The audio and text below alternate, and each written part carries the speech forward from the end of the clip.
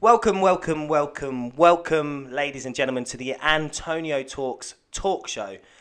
I'm here today with a guest who, when I seem to recall when we first acquainted, we actually, Martin and I have always disagreed, I think, on many things, no, but we've agreed on many things too. And so Martin and I have acquainted first on LinkedIn. This is the first time we've ever looked at each other eye to eye and said, how's it going? Mm-hmm. But I'll let you introduce yourself. So Martin Ellis, ladies and gentlemen. Woo! Thank you. How's it going, buddy? It's going good, yeah. What's your thoughts on London again today? It's just always on the move. Always energy, always pick up on it. It's a great place to come. I don't work here daily anymore, but it's, as I have done, but it's a great place to come and just pick up the buzz. Yeah, absolutely. Thanks very much for travelling. So where are you from for the benefit of the audience out there? From generally or today? Yeah, generally. Today. Oh, well, I've come up from Sussex. Yeah. But I do work nationally and internationally because I've got an international network which still lives with me. Yeah. So I can find myself anywhere in the world, but particularly online. Great. So tell me, actually for the benefit of people out there, tell us about yourself, your background, who you are, and then let's delve into some really interesting questions. So today, for the benefit of everyone, actually, I want to talk about your views on the workplace, how it has changed, and also how you, as a baby boomer, would see the new generations, and is there any difference? Are we just people just working? Are we all made up of the same thing? Do we have different personalities, traits and expectations, or is it just millennial fluff? That's what I want to know. So, Martin, tell us about yourself. Okay, Essex boy at heart, born and brought up there, learnt how to be an engineer at the Ford Motor Company in Dagenham. Dagenham, I saw that, yeah. Yeah, which was an interesting and growing up sort of time. I then spent 2 substantial chunks of time with 2 wonderful meritocracies. One was the Economist newspaper, where I did everything but write for it. And the second was Rentokil Initial, where, again, I did everything and ended up being responsible for all. You were the global MD, weren't you? I was responsible for a large part of the globe, so about 25% of the company's turnover and 20% of the global profits, which was a really interesting time. Then myself and the then CEO had a gentle disagreement that was only going to end up one way. What, a fight?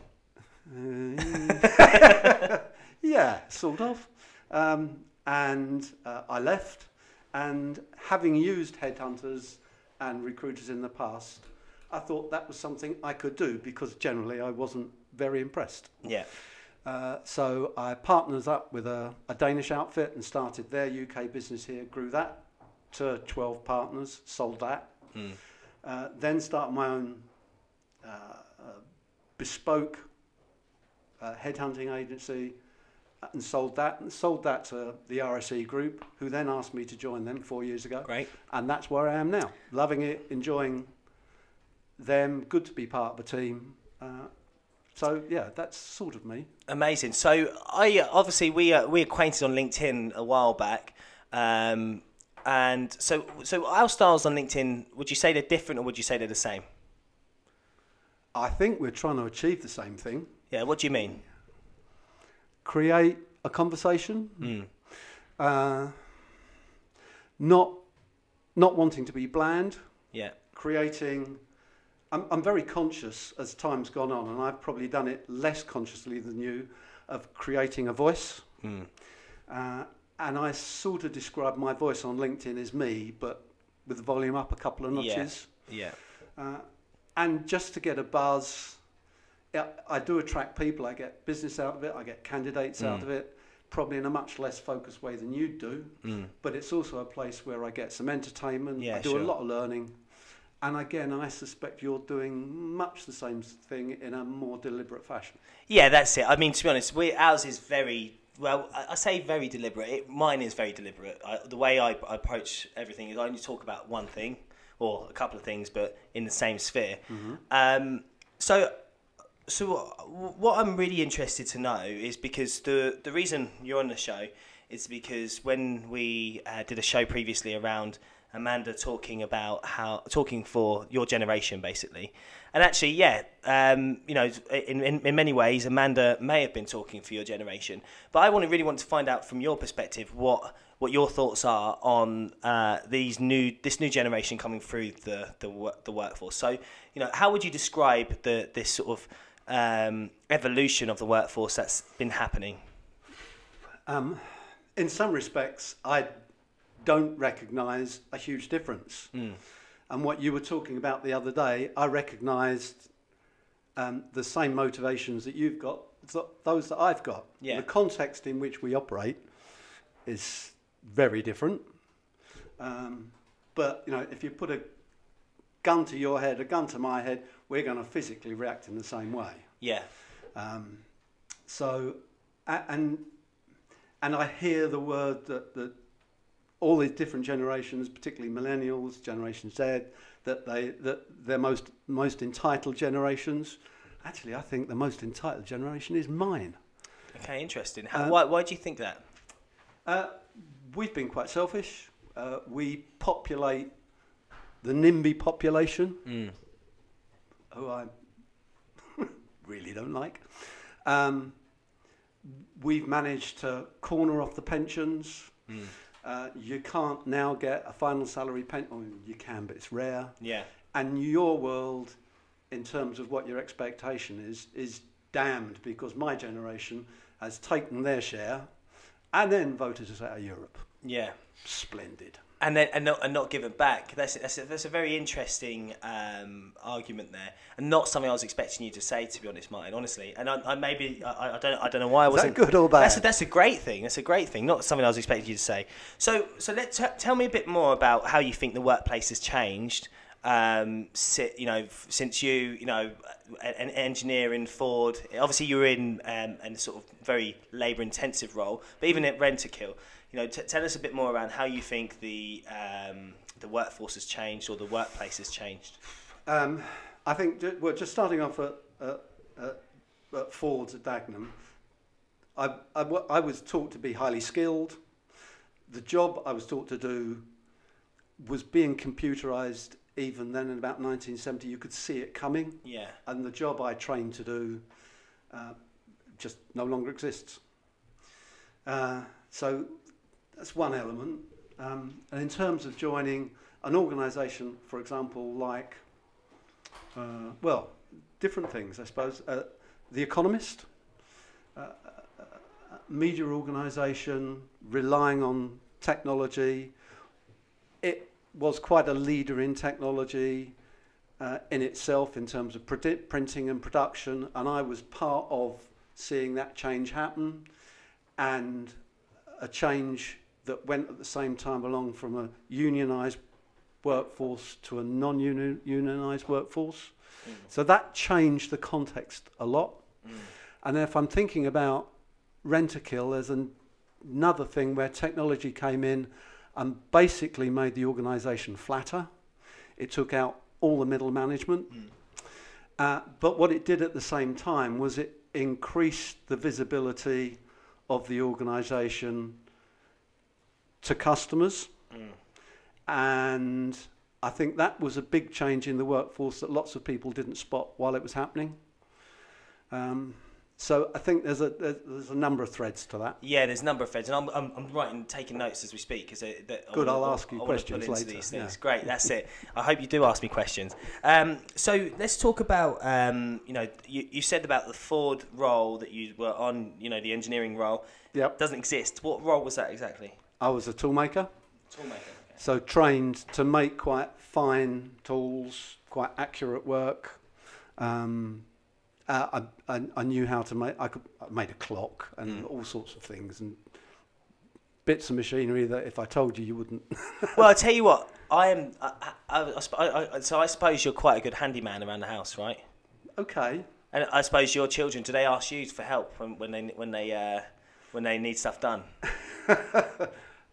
Well, they now live so disparately that it doesn't often happen. See, I've got stuff in my house that, like, even I just No. I haven't. That just hasn't been done. Will you? Do you mind? No. You're joking. No, what I'm saying is, the point I'm getting at is that because, you know, the generations before us were more sort of manual labour, right? More manual. We were more hands-on, and I think that bar sort of the people who are in the trades in our generations. I think that actually, you know, us techie guys, can you put up photo frames? Can you drill? Have you guys got? Do you guys own a drill? No, I own a drill. Well, he owns a grill, not a drill, but a grill. So, so I think that that has led to maybe us as a generation or generations, you know, generations below, not being able to do manual labour because we could just pay for it, right? Oh, pay for it, or it's also lots cheaper. It's lot more. IKEA didn't exist, so furniture relatively was quite expensive. Yeah, you'd try and make do and mend. Now you don't need to. No, so exactly. So again, the world's changed a lot. You just chuck it away and then bloody just buy a new one. That's it. It's very disposable. Okay, cool. So talking about this change then for automation, because obviously you have a look at today, everyone's talking about automation still. Yep. And actually automation's been happening, as you so rightly said, for donkeys, right? Yeah, absolutely. It's been centuries. Centuries, exactly. So, you know, the modern state to automation from a data perspective and the way and process perspective online, the modern state, are you concerned about it from your point of view, or do you think it's actually going to create more jobs? So did you say the state? Yeah. So the modern, so automation's coming, right? Yep. It's happening. Yep. There's a lot of jobs that can easily be done by artificial intelligence or by just a line of code. So what I'm saying is that as someone who's been seeing automation quite often, how do you feel about the modern fear-mongering that automation's going to replace, or AI, you know, is going to replace loads of jobs? It will. It always has done. No one knows what the future will hold or bring. I actually, personally, I find it quite exciting because it brings new jobs, new sorts of jobs. It gets rid of a lot of mundane jobs. Whether it replaces enough exciting jobs, I'm not sure. In fact, probably doubtful. But we've got to deal with what it is, as it is. And I think to bury our head in the sand and pretend it's just going to go away is just the worst thing. Yeah. So, I mean, do you not think recruitment companies are really good at that? Like, just sort of burying their head in the sand and just going, well, actually, this isn't going to affect us. Oh, absolutely. Yeah. Yeah. And why do you think that? This is a sector that perpetuates contingency recruitment. Now, that just doesn't add up as a concept as far as I'm concerned, yet it just carries on. Yeah. Now, why? I don't know. I've just sort of given up trying to work out why, because it just happens. It just keeps on. Yeah. Do you think it's because clients can get stuff? So everyone talks about the recruitment agency being, you know, recruitment agencies, but do you think it's because if the clients didn't allow it to happen, or employers didn't allow it to happen, as in let them do all the sourcing for us for free. If we find someone, then we'll pay them a fee, because it's that sort of model that I'm getting something for that I'm not paying for. Well, that's what they sort of think, and I think often that it might be perpetuated by HR. Yeah. Because it's an easy decision for them to make,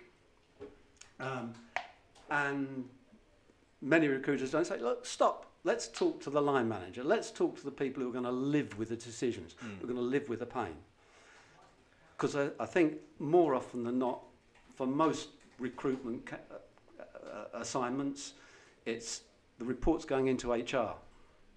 And just everyone takes the point of least resistance, I suspect. So so you talked about you've gone through the transition of unionised, because there was sort of, unions were just massive sort of years ago, right? Yep. Now, I mean, what unions? The only union I know exists, and obviously maybe I'm uneducated in this space, but the only union really I hear about is the NHS union. Obviously, because it's in the news a lot. But in terms of unions and non-unionised workforce, because that's what we all are now. Do you think that's a good thing or a bad thing? And tell us why. I think it's a good thing that it's not what it was. Why? Because when unionised labour was uber organised, there was no flexibility in the workforce. You never heard the discussion about having either a Monday or a Friday car. Cars coming off the production line, because there was no discipline to the means of production. The quality wasn't managed. That was largely down to what was quite often a difficult workforce. And I worked in a workforce where I had to report to my shop steward as well as to my manager. So do you think that, okay, your generation then, do you think you were a bit more sensitive? You needed unions, and us as millennials, and you're talking for your generation, you didn't need unions, but what I'm talking is your generation. Do you think that generation, because you needed unions, that you're a bit more sensitive to, I suppose authority? Then now we don't need unions. We just go, okay, all right, fine, we'll just, no, we won't work there. Oh, I think certainly there was, people used to think they knew their place in society. Yeah. And you couldn't move. And that's one of the things I've tried to do through my career is if someone says I can't do something, I think, bugger that for against soldiers, I'm going to do it. Yeah. And that might just be because I know I'm difficult. Yeah. But in those days, I think everybody sort of almost knew their place, and there wasn't that social mobility that there is now. Yeah. And I think it's so much more exciting for you guys. I'd love to be your age at this time. I've got a 19-year-old son who's just about to enter the workforce. Amazing. And I think it's really exciting for him. So let me just think about this. So we're going into the work. It is an exciting time to be alive, absolutely. But from a perspective of why is it more exciting now than it was, when you'd have security? Because the whole point is that you knew your place, but you had more security and wages were better. Oh, I don't think wages were better. Really?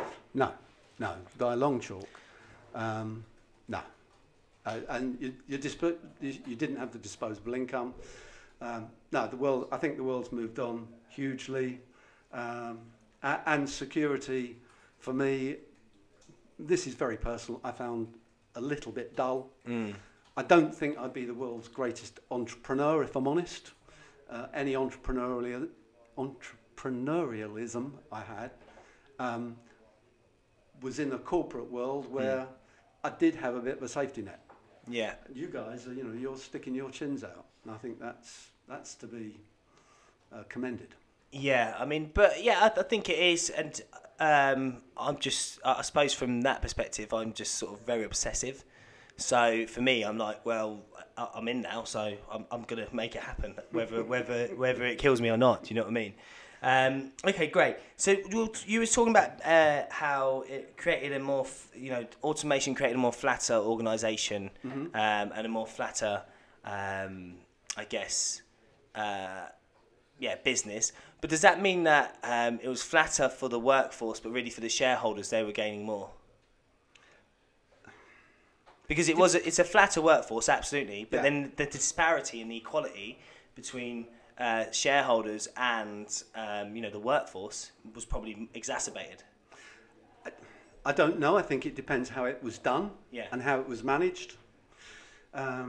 So if you've got a flatter organisation between the workers and the client and management, it should be a good thing, because it should make the company faster, nimbler. Yeah, agile, more agile.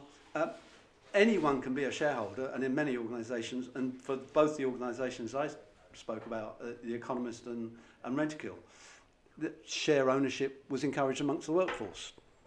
So there were huge benefits all round if everyone got it right. Yeah. So I think that the opportunity, it's all down to how it's managed. Yeah.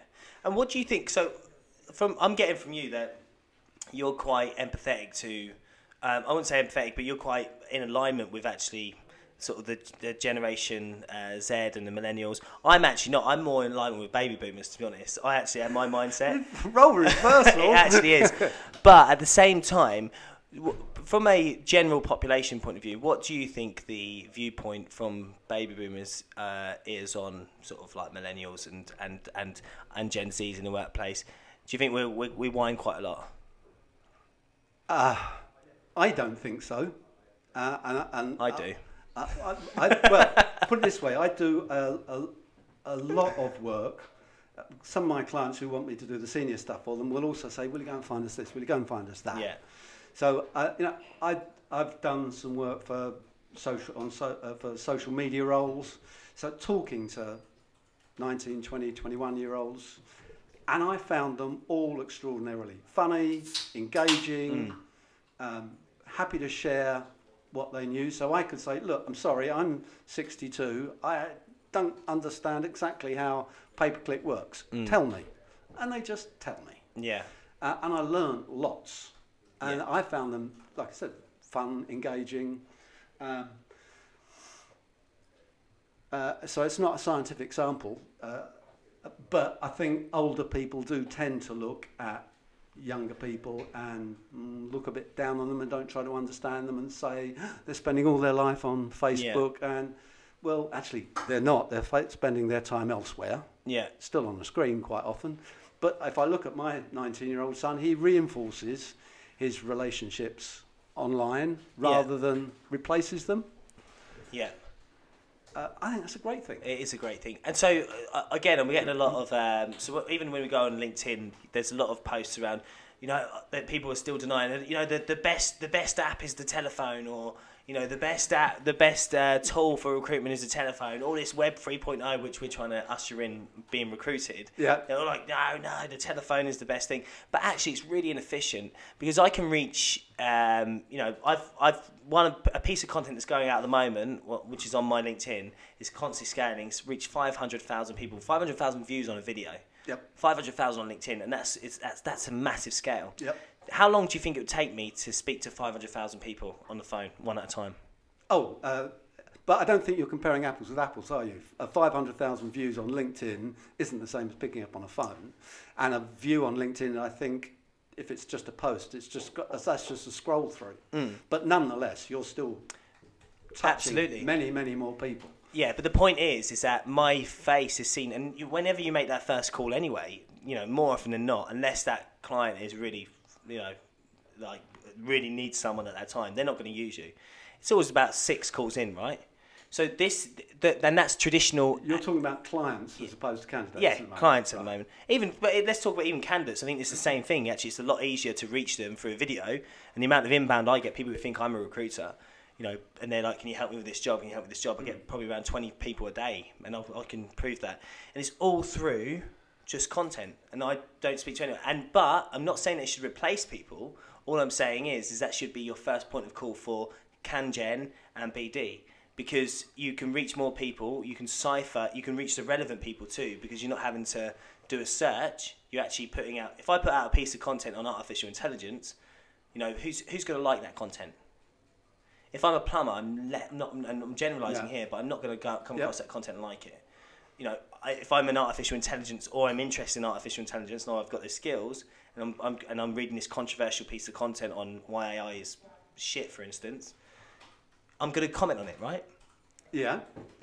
So you can actually your filtering can happen through content, but because we're recruitment agencies, or we're recruiters, or we're just so reactive. So our amount of filtering goes down to how much we put out in terms of search, right? So what are your thoughts on how? This is the world's longest question. Yeah, exactly. He loves his long question. I do love a long question. So what are your thoughts on how, because I think, so how social is changing your role? And obviously, I did want to ask a question before this, but I'm going to ask it afterwards now. But what is your thoughts on how social is changing your role? Sorry, there's a number of threads again there. Social's made a huge difference for me, both in terms of clients and candidates. And that's why I'm on LinkedIn a lot. Yeah.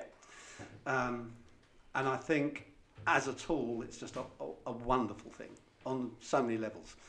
Doing my job as a person, I've met some really interesting people. I've had my views and thoughts challenged. People have made me laugh. But at the end of the day, it's helped make me money. So I think there's no getting away from it that it's made a massive difference. Jumping back to your comment about the phone, I think the phone is an important tool. I think there's a lot of... one of the first conversations you and I had was about video. Yeah. And I just see a lot of video and people saying video is the next new thing. Now, I think it's got a place, but I also see so much crap video. Yeah. And people clearly spent money on it. It's got 46 views and 3 likes. Where's that going to get anyone? I could pick up a phone and connect with 10 people in the time it's taken that video and its production to get 3 likes. So content's often not very good. It's often quite badly presented. You can't speed read a video.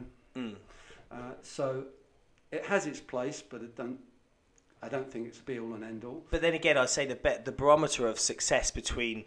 Yeah, so you're right, because there's so much crap noise out there. Yeah, absolutely. Absolutely, and I agree with that. There is so much crap noise. But it's only because these videos are focusing on, well, what can we tell the world about ourselves, rather than, well, what does our demographic want to hear?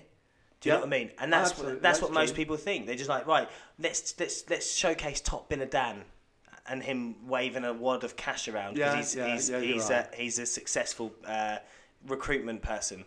But it's Wednesday. It's the day we're going to put out a video. What we're going to do, I don't know. And I guarantee you, they'd have hump day in the copy on that top. You know, and they're same as like even other recruitment companies who are just when it's transfer deadline day, the amount of bloody transfer deadline day posts you see, right? I don't even like football, but I know when transfer deadline day is coming around. Yeah. Because I just know, and I just turn off LinkedIn. I'm like, I'm not going to go there because I know that I'm going to see every other post is going to be people thinking they're being quirky. It was transfer deadline day, but actually they're still they're still contributing to the noise. Okay, so let's go into a bit more around. So, what do you think? So, do you think there's obviously as someone who's worked in multiple positions, like you worked in very senior positions in terms of client side, and now you're in a senior position, or you are a senior position in your business at the moment. So. Perception of do you think that we as a generation generalise you guys as baby boomers? Yeah, I think you probably do, like my generation does you. Yeah. And we're a bit old and farty and a bit irrelevant. Yeah. And to some extent, you're right. Someone was saying the other day, once someone gets to 65, they should not be allowed to vote because you're... That is terrible. I don't know. I've got some sympathy for that. But isn't that like? Isn't that like liking people to that? Isn't that the ultimate sort of prejudice? Yeah. Because voting is basically it's a human right. Like it's especially in a democratic society. You're absolutely right. But I just have this image of a load of Daily Mail readers stomping down, marching down to the polling booth, and think I couldn't think of anything more dreadful. That's all. No, I suppose you're right. So, okay, so our generalisation, how does that make you feel as a generation? That if you feel like we're sort of thinking that you're irrelevant, how does that make you feel? Actually, I ignore it. How am I going to change it? Nope. Is it justified to an extent? Yes. So I just sort of stay in my own head. I'm just me. Deal with me. I don't have to be liked. I don't have a need to be liked. It's nice to be liked, but if I'm not, hey ho. Because lots of people, and that goes back to LinkedIn. Lots of people are there trying to be just liked and trying not to offend anyone, and that's where a lot of the bland stuff comes from.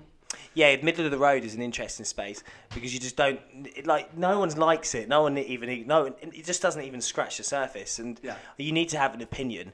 So, what do you think about people who are more offensive then and trolling people online, like on LinkedIn? Because there's a number of people out there who just go out their way to just basically get their attention by putting other people down. Well, that was a conversation that I was listening to between you and Ian. Yeah, and I wasn't I don't recognise that hostility.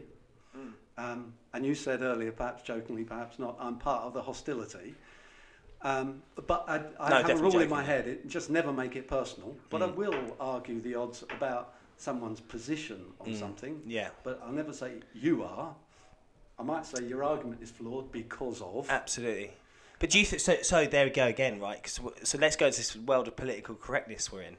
So what's your thoughts on how political correct or how much our generation is sensitive to this shit? So I by the way, I get a lot of shit every day on LinkedIn anyway, so I'm not really bothered by it. I didn't think you were being hostile, but however, there are people out there, or there was a time actually when I'd think, you know, that it's a personal attack on me, but it's not. But it's because I was being really sensitive about, obviously, my creative, which is the content I was putting out. Yeah. So I do have a feeling that we are going into a very politically correct world, and actually to have an opinion on something, it is... well, it's offensive to have an opinion, basically. So, but opinions are opinions, you know. And so, I'm of the belief that actually now, just because you're offended doesn't mean you're right. Just because you are just because I go against what you're saying, and I put my opinion across, and you're offended by my opinion, definitely doesn't mean you're right. It just means that my opinion is my opinion, yours is yours.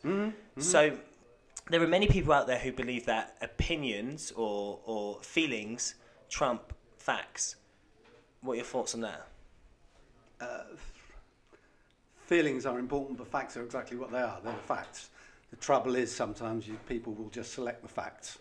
It's a little bit like data. I get always worried about data because in the hands of an idiot, it's bloody useless. Yeah. And I've seen a few people with some great data, really. You're not talking about my infographics this week, are you? No, I haven't. I didn't notice those. Diego! I'm only joking. What did you do, Diego? I'm joking. We just put data out. It's real data. You can see it all. It's all definitely real data. But to be honest, and then this goes into the whole fake news thing, right? Because actually, I could put some statistics out that are absolute bollocks right now. I can go and put them out. But actually, they, you know, even if they're fake, but people would still like it and believe it. This medium of social, we still haven't gotten to the point where we need to second guess everything. Yeah, I think people just take a lot of what they read. Have you come across a guy on LinkedIn called Mike Winnett? No. And he's always putting out spoofs, and they're just so blatantly, openly spoofs, and people read it, take it, argue with it. What's his title? He's LinkedIn's #1 influencer. Influencer. That's the one. Yeah, I know. Yeah, I really love this shit. Yeah. Actually, and that's it. It's all ironic, isn't it? It's all ironic stuff, but people are taking it verbatim. It's so funny, yeah. So that's an interesting conversation, right? Because why do you think we are like that? I mean, why do you think that? Because often, you know, like even when it's not. Let's just take it off LinkedIn for a second and go to Facebook. When, you know, you see, you know, Nicolas Cage has died. It obviously hasn't died, but it just goes round and people are sharing it. Oh my God, rest in peace and whatnot. Obviously, I chose Nicolas Cage, but you know, let's talk about anyone. Yeah. But it's all fake news, and why do we believe it? Well, because I think we're trained to believe just whatever media we see. I think that's what it is. I mean, it's one of the reasons I don't do Facebook. It just bores the arse off me. And there's so much crud. I can't be done with it. But I know people do, and they care about next door's dog. So let's talk about these prejudices in the workplace. Have you ever experienced any of your clients asking for sort of a younger generation? And you don't need to name them, or you can or even say no. But you know, do you think there's a prejudice against the older generation in the workplace?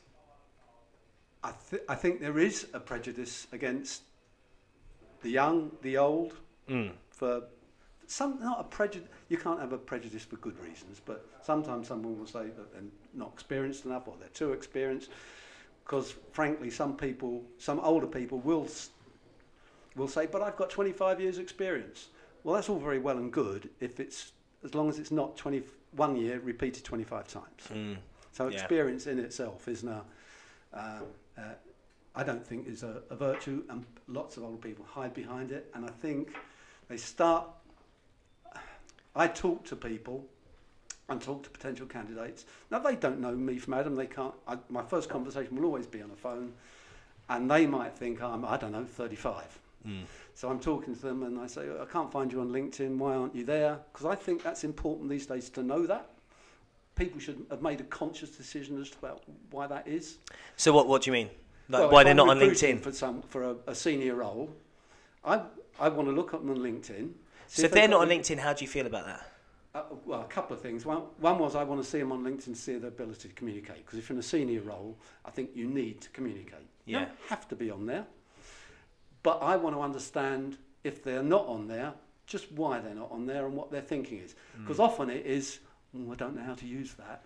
Yeah, that's and as soon as it's, I don't know how to use that, they're off my shortlist. Really? Yeah.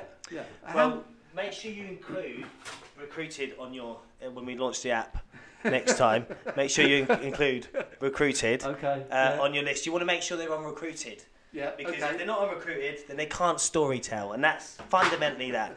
So, okay, they can't storytell anyway, which is why they're not on LinkedIn. But we're offering more. LinkedIn isn't really a storytelling platform; it's a place for a CV. So it's a place for a CV and to build a network. But you do that by sometimes telling a story. But some people can't write. Like I have to get these guys to second check all my content because my grammar is terrible. I still spell Diego's name with an A and it's actually an E, and it's just because I'm just terrible at writing. And look at this stuff, writing, terrible. But what I am good at is you're right. What I am good at is communicating, and that's a different type of skill. Yeah, absolutely. Right. So if you give people tools to communicate, like Snapchat does, Instagram does, Facebook Stories, Facebook Live, if you give people these tools to communicate through new means of video where you don't need to write down something. I think they will use them, and LinkedIn just hasn't done that, and that's why we think we're gonna crush it with that. But we may not, we may flop. We're just saying. But I think we've got a good space. So so let's go further into what you were saying around the prejudices or lack of, or is there. So what do you feel when your client says we're hiring for a we're hiring for a graphic designer? What do you recruit for, actually, by the way? I've done graphic design.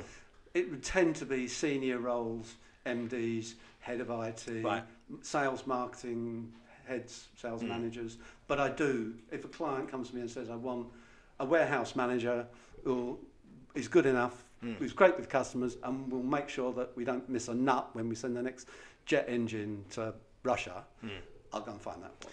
So if a client comes to you and says we're looking for a warehouse manager, and you've got someone who's, let's say, the same age as yourself, they come along, would you feel prejudice against them, against like putting them into that role? Not prejudice, but would you have your preconception? Sorry, prejudice is the wrong word. Would you have a preconception on them? Would you say, actually, I want someone a bit younger? No, I do absolutely take people on face value. And I think what often happens, if I'm talking to a client and I say, right, they give me the job brief, say, right, let's just check that job brief is relevant, so we go through that. Now describe what this person looks like, because I want to uncover what might be in their head, which is I want a 35-year-old bloke with dark hair, 6'2", which can often be the case, and just pull that apart in the client's mind. Yeah. So that they are really looking for what they need rather than this image, which is often in their head, which is the person before who did the job brilliantly, and they just want to recreate that. Well, that's not going to happen. Yeah. So it's just spending a lot of time understanding about that brief and breaking that down into the key elements. And so, as someone who's active on LinkedIn, what do you enjoy using LinkedIn? Love it. Yeah. Do you? Yeah. What are your thoughts on it as a platform then? Tell me a bit more. I mean, for me, it's part of my entertainment, it's part of my job, it's part of finding people, so it's all those things. I'd like to think it nurtures my curiosity, because there's always something going on. I just go, what's that? What am I missing out? Like, for example, I found Waze the other day. Waze? Oh, Waze, yeah, the app. Yeah. Yeah, it's good, isn't it? It's great, but I hadn't come across it anywhere else. I only found it 2 months ago myself. Yeah, and I posted about it, and I had loads of people people from London saying, why is it taking you 2 years to find this bloody thing? Yeah. And other people outside of London going, guys, great, yeah, wow. Yeah, so it's really good. that sort of stuff goes on, and that's what LinkedIn is very useful for. The thing that's good about Waze is that it tells you. So basically, when say if I want to get from here to London Bridge, so if it basically looks at the amount of traffic that's going on, will send some people this way, send some people that way, and some people straight down to try and streamline the traffic in the city. Yeah, that's an intelligent system, isn't it? Absolutely, it does that, and it links to my Spotify account. Right. So, what else do I need? So exactly, what else do you need? Nothing more. I think that's it. So what do you think the future of recruitment looks like? I thought you might ask that one, and I haven't got a bloody clue. Probably a bit of two things. One is a lot of what you're doing, which I'll be honest and say I don't understand totally. Get the drift, but I think a lot is also about the human touch as well, and I think there'll be a bit more of a human touch. So I'm not going to hang behind the conversation that says, or defend the conversation that says the phone's the most important thing, because I don't think it is, but it is an important tool. But what's happened, I've noticed over the years on LinkedIn in particular, is now people on LinkedIn have become very defensive, and so it's easy to find them, but it's not easy to engage with them. And you've then got to get that human element. Yeah, but I'll tell you why that is. On that note, and engaging with these people on LinkedIn is because people like us have ruined it with marketers and recruiters. Yeah, you've been indiscriminate. Well, because the thing is, it's just like the amount of emails people get every day, the amount of messages, and so if you go to another platform, like when we use other platforms to BD for our clients and to get candidates, people are way more open to communicate.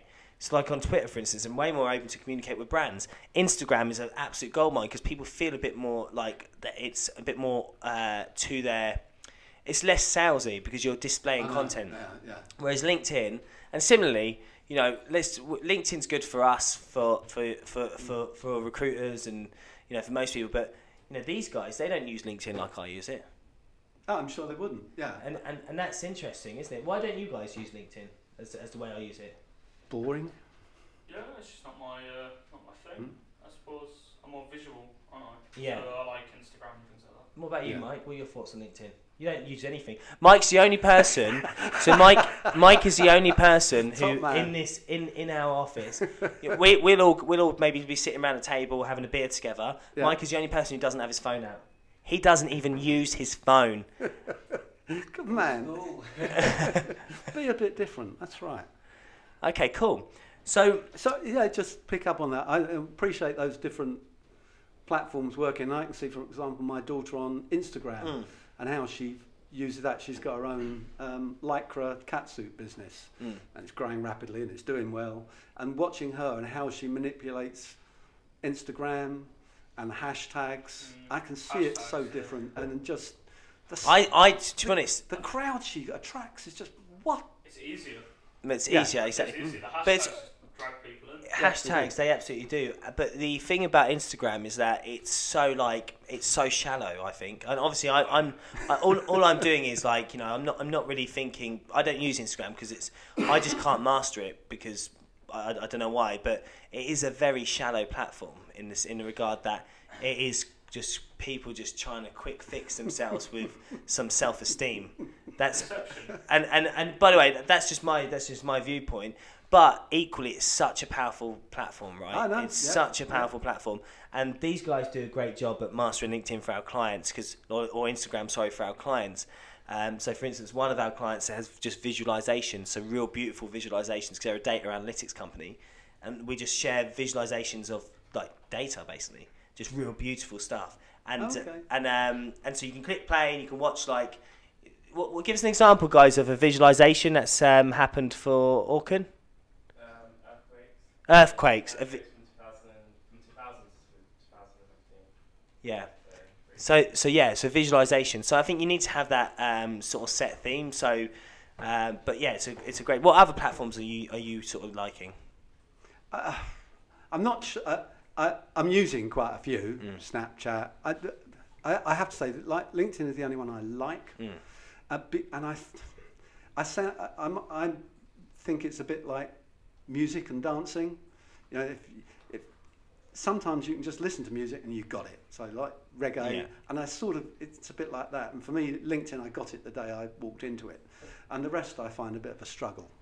Well, the thing is we are, and that's why I think we're very similar in this regard, is that we are good at speaking in a professional context, and when you've got the good thing about LinkedIn is that there's a targeted and concentrated community there, which is just professionals.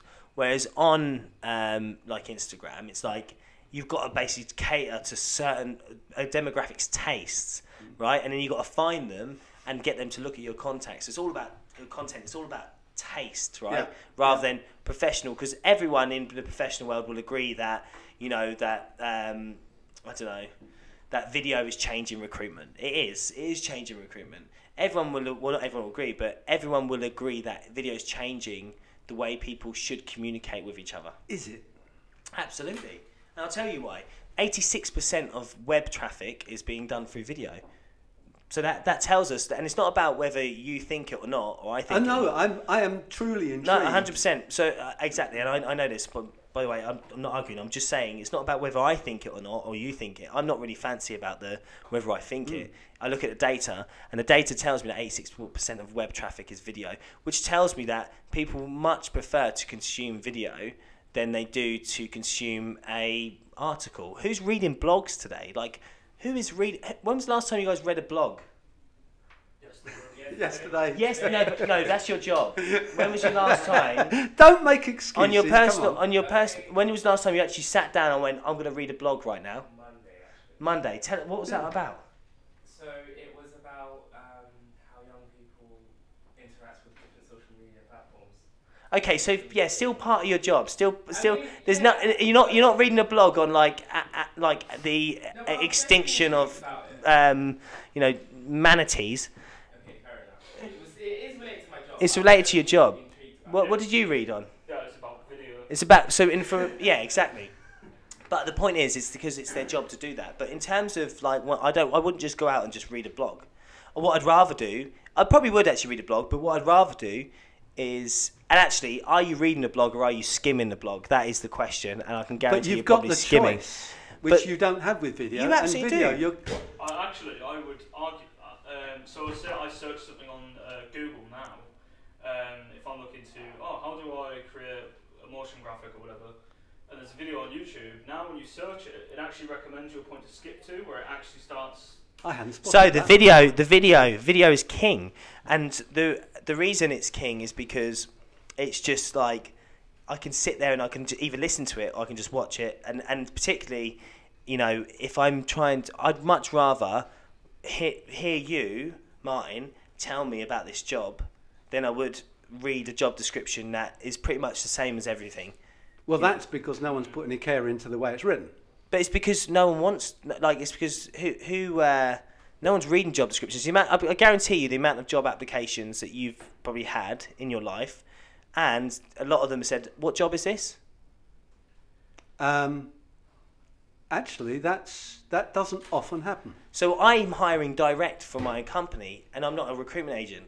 I hire direct for my company, and we get people who go, well, can you tell us which job? I've applied for quite a few. And so you don't stand out. Well, but they're still good candidates. The difference is that I'm more approaching people, to be fair. Yeah. Because of the way I function. Absolutely. But I think that just from the data, it tells us that video is really where it's going. Sorry, I just got to... Come on, let's go in. Why is it then that's... I mean, I use videos, I go on YouTube. Yeah. If I want to learn how to do something, I go on YouTube. Yeah. Because it's the best place. Yeah.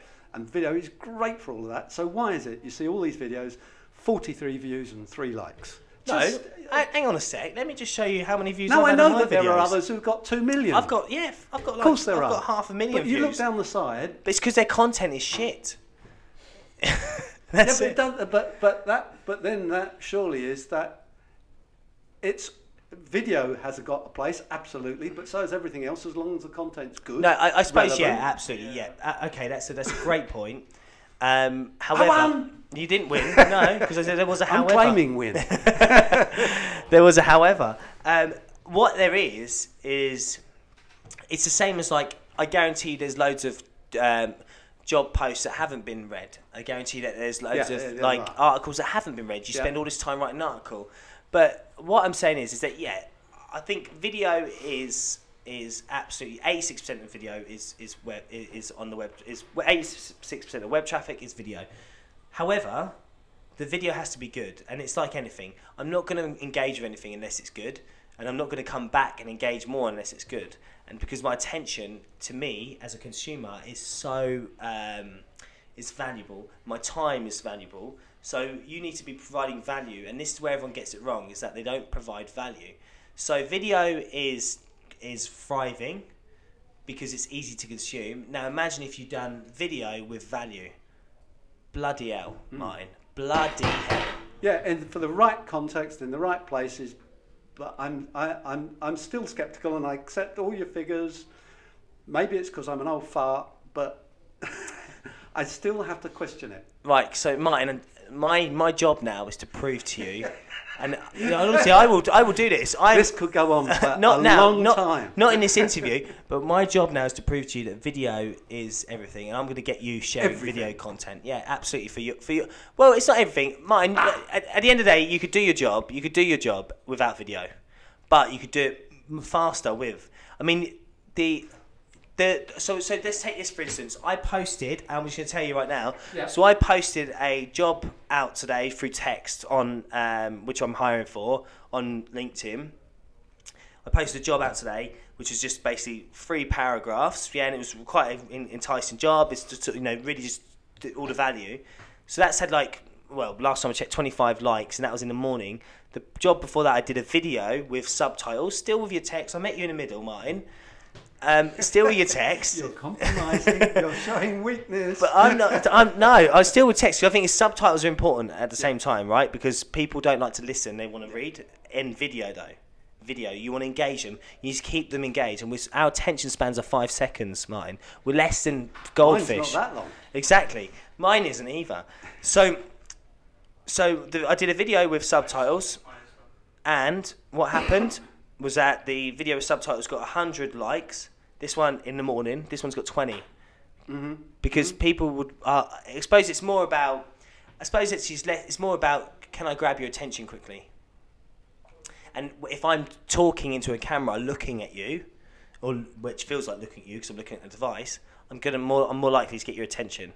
Whereas if I've just put up this, if I'm asking you questions right now, or I just got you in a room and said, read this, and answer these questions, you're not going to be engaged with the interview, are you? Well, all right, yeah. I'm not sure I'm going to be engaged with either, unless it's doing something to grab me, and if it's aimed at me and what my needs are. Yeah, so that's it. So video is animation, I suppose, and that's why it's going to win. Boom. It's going to win. On that note, no, Martin. Says so. Exactly. Martin, really good to have you on the show. Really good to have you on the show. So I'd want you to leave our audience with something. But before we do that, I'm introducing a new segment into this show. You're the first I'm trying it with. You guys don't even know I'm doing this. However, we're going to talk about the news of the day. Yeah. The top news of the day, and have a discussion around it. However, this news will be out in 3 weeks, so it's going to be old news. So we're talking about the old news of the previous day, basically. So, Kim Jong-un and Donald Trump have agreed a meeting. Did you see that? Yes, I did. What are your thoughts on that? I am just gobsmacked. I would love to just be a fly on the wall when those two egos get together, because I'm not sure where that ever goes. Can you? And imagine getting me in that room. So there must be something going on, because, in my opinion, it's that but actually, to be honest, no, there's 2 things actually I thought first of all, I was like, wow, that's interesting. And then the second I was like, actually, this actually shows more leadership than any other leaders. And I'm not a Donald Trump fan, by the way. I'm holding this up. I am not a Donald Trump fan.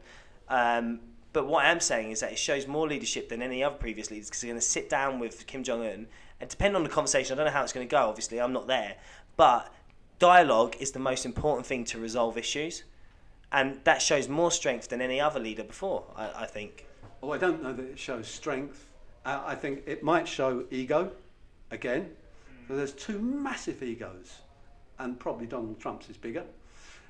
It's yet got to happen, and the important thing is, if it does, is what happens because of it. And I just sit and watch, and if it happens, I'm amazed. If I was going to put money on it, I think it's probably going to not happen. But apparently it's going to happen in May. It's got to happen. That's 2 months away. I'll put a tenner on the table now that it doesn't happen. All right, I'll take you on that bet. All right. Well, no, we don't just. You think just, it's going to happen? Just direct debit, Martin. We're digital, for fuck's sake. It's more meaningful, cash. Okay, so we're talking about that, and let's talk about another thing. So another thing that happened this week, and it's the old news of the previous day. That's what we're going to call this segment. Can we get a motion graphic in? Old news of the previous day. We'll call that. Yes. So let's talk about. Did you see at the weekend? YouTube recruiter. I don't know if you've seen this news. So YouTube recruiter, I don't know his name. I should get this detail. I should probably be more prepared in my show. A YouTube recruiter basically suing YouTube right now for prejudice against white males because they apparently, according to this person who's suing YouTube, YouTube apparently told them to eliminate any white and Asian males from the pipelines and only prioritise the rest because of targets. What do you think of that? Discrimination, positive discrimination, not a great fan. I've worked in South Africa, and it's not come up with a solution yet. And I'm, I think there needs to be more women on boards. We need to be more inclusive as a society, but that's not the way to do it. That's not the way to do it. And I do kind of feel like a lot of companies are, they do have this target. It's a target and it's a number, and it's not ingrained in culture. And I kind of feel like, this problem is a problem. It's an absolute problem, but we need to put it into a context where we need to change our culture rather than just go, okay, let's eliminate white males or Asian males from our pipelines, because that's actually contributing to the problem. Yep, that absolutely is right. So yep. I think that's an interesting. But what are your thoughts on that, Dylan? Did you know about that news? No, I didn't know about that. But I think it's more, it's hiring the right person for the job, isn't it? No. Exactly, hiring the right person for the job. Well, I don't agree with the positive discrimination, like you said, because then you're just discriminating again, aren't you? Yeah, exactly. It's an interesting one. Finally, 3,000 jobs from Toys R Us. Fuck's sake. They've gone, They've gone, sorry. Toys R Us are gone. I'm talking about older news. Old news? I'm in the past. So Toys R Us, gone. Way of the world. It's not pleasant, but it's what. But do you remember taking your kids to Toys R Us? Yep. And they'd get on the bikes, ride around. Yep, and it was a great experience. Nostalgia. In the 90s. Like, this is what I'm saying. I love that shit. I really enjoyed that stuff. It's irrelevant now. It hasn't changed. It's still got that bloody giraffe outside. They haven't moved on. Yeah, but the point. How often do you actually buy things? Shouldn't we just make it a relic, though? Just like basically part of culture. Blockbuster back as well, then. Yeah, well, exactly. I think we should create a retail park where it's just all like Blockbuster, Woolworths. Go get your pick and mix. Go into Toys R Us. It's just literally 90s nostalgia. You're turning into your 50s already. Do you know you're doing that? I know. I absolutely am. Bring back Woolworths, guys. Bring back Woolworths. I'm looking. They'll drag me kicking and screaming before I deny that. Okay, great. Any news you want to share with us? No, I've shared. I've given I'm a husk. Brilliant. Okay. So, thanks very much, Martin. I do really appreciate you coming on the show. I really appreciate you travelling down. We'll have a cuddle after this. Guys, I hope you enjoyed the show. Subscribe to it. Follow us on SoundCloud. Make sure you're going onto Facebook Live and you're part of the Social Media Recruitment Marketing 2020 group, which is in the comment section below. You can link on all that. Our next show is with I don't know who, because this show has been launched, has been recorded, but it's going out in 3 weeks today, and I'm going to America for 2 weeks. So we will figure out that in the next couple of weeks and figure out who's going to be coming on the show. You will probably no doubt know who was on the show because you'd have seen today that I posted, today and meaning the day that you were watching this, that I posted It's all who about I'm with. communication. Keep going. And anyway, thanks for joining in. Make sure you subscribe to the channel. Thank you.